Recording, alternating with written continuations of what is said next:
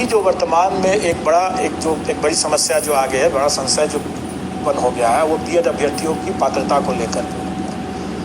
इसका मतलब यह हुआ है कि हम रिजल्ट निकालने के समय तक हो सकता है कि यह संशय दूर ना हो। तो वैसी स्थिति में हमको इनका रिजल्ट को तो वैसे भी रोक के रखना पड़ जाता।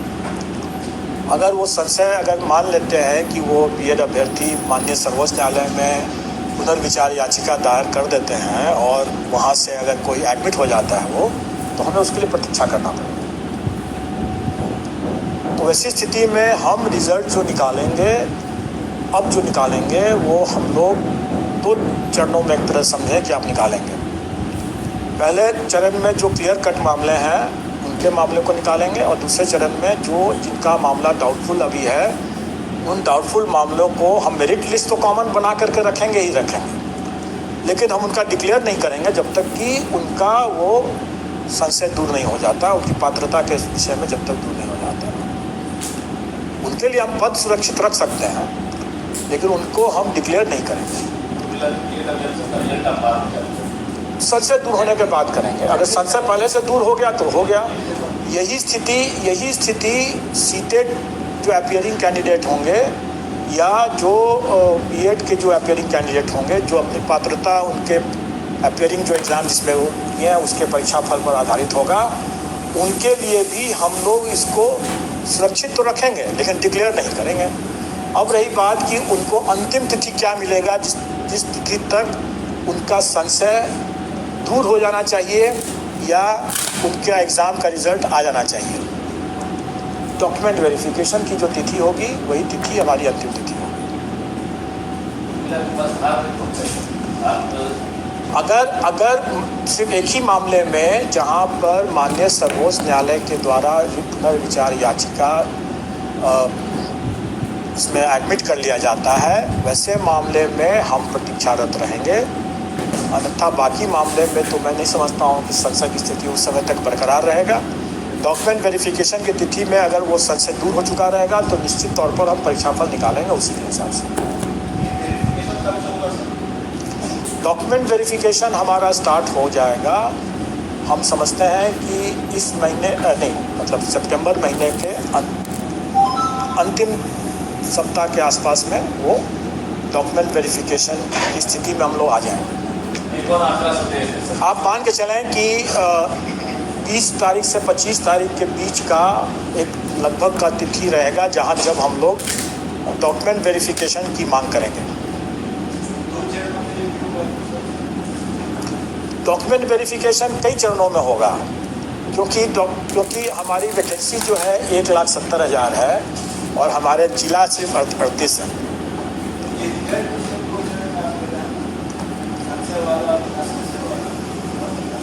देखिए, संशय वाला जो रहेगा उसका तो डिक्लेयर ही हम नहीं करेंगे जब तक संशय का निराकरण नहीं हो जाता है।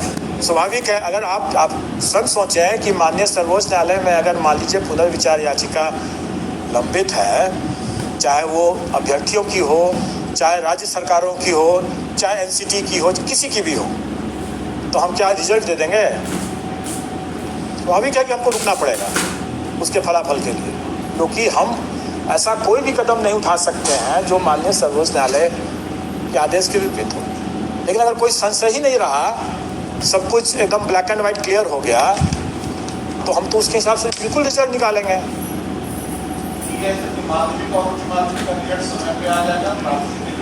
प्राथमिक के लिए भी जो मामले क्लियर कट हैं, जैसे डिप्लोमाधारी के मामले में कोई संशय नहीं है, बिल्कुल जारी करेंगे हम। अगर वो कॉमन मेरिट लिस्ट में हम ऑफकोर्स हम बीएड वालों का अगर संशय रहता है तो उनके लिए उतने पद को सुरक्षित रखते हुए बाकी पद हम निकाल देंगे। अगर डिप्लोमाधारी अगर आते हैं तो क्यों नहीं निकालेंगे उनका? नहीं, डिप्लोमाधारी वालों का तो बिल्कुल रिजल्ट सितंबर में ही आ जाएगा। यस,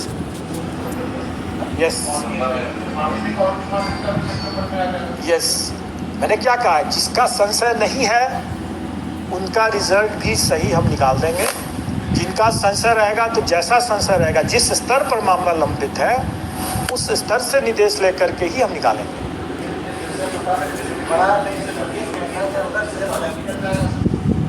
एक मिनट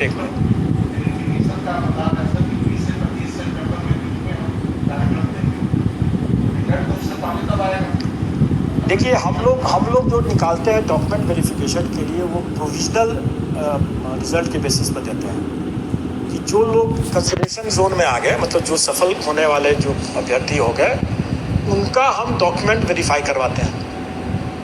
और डॉक्यूमेंट वेरीफाई कराने के बाद अगर उसमें भी मान लीजिए, जैसे मैंने बताया कि सीटेट अगर अपीयरिंग कैंडिडेट क्या है, बाद में पता चलता है कि नहीं पास किया।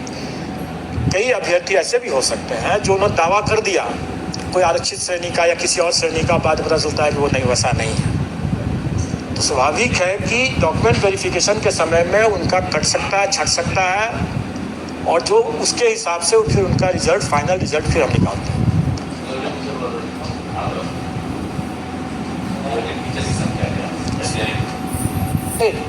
इसमें जिन्होंने आवेदन दिया 67,000 के आसपास।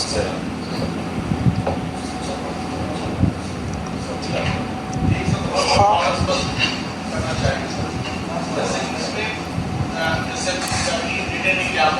एक चीज मैं बता दूं, जो कई जगह मतलब दुष्प्रचार ये चल रहा था कि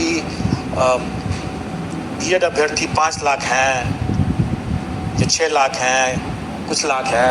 मैं तो यह कहूँगा कि एज लॉन्ग एज, जो माननीय सर्वोच्च न्यायालय ने कहा कि आपके पास में पर्याप्त डिप्लोमाधारी अभ्यर्थी है, मतलब कि अगर हमारे पास 80,000 वैकेंसी है, हमारे पास 80,000 कैंडिडेट्स भी अगर डिप्लोमाधारी रहते हैं तो भी मैं परीक्षा कराता। अभी तो वर्तमान में हमारे पास 80,000 नहीं, हमारे पास 3,80,000 है। इसलिए इस तरह का दुष्प्रचार कृपया करके न करें।